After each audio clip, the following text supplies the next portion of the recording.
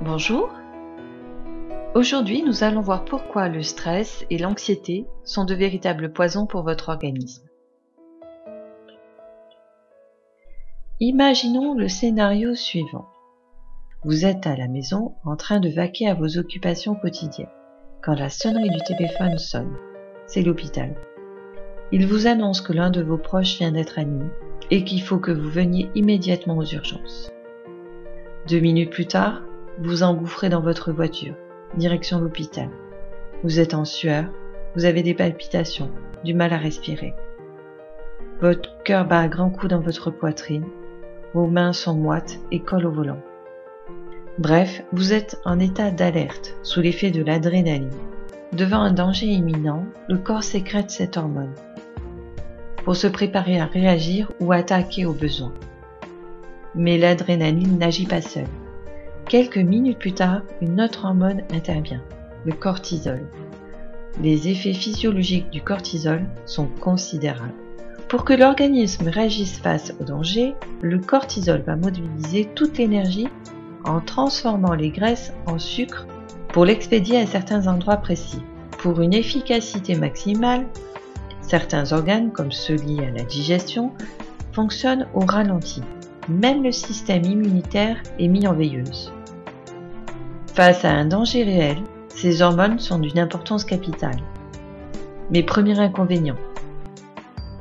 Quand notre cerveau reçoit le message, il réagit comme s'il s'agissait d'une question de vie ou de mort dans chaque situation de stress, même s'il s'agit uniquement d'un retard à la sortie de l'école.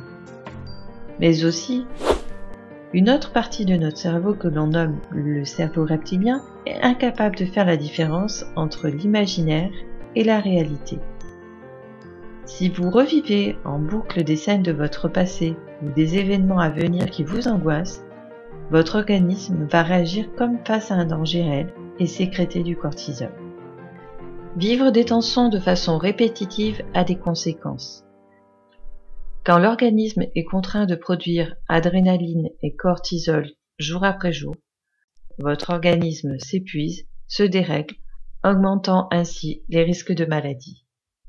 Mais alors comment se prévenir des ravages du cortisol alors qu'on ne sent même pas sa présence?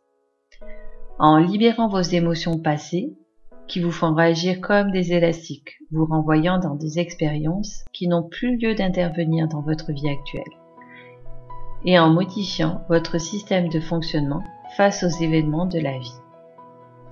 Les découvertes en neurosciences vont dans ce sens-là, en mettant en évidence l'impact de nos pensées sur notre corps et notre bien-être.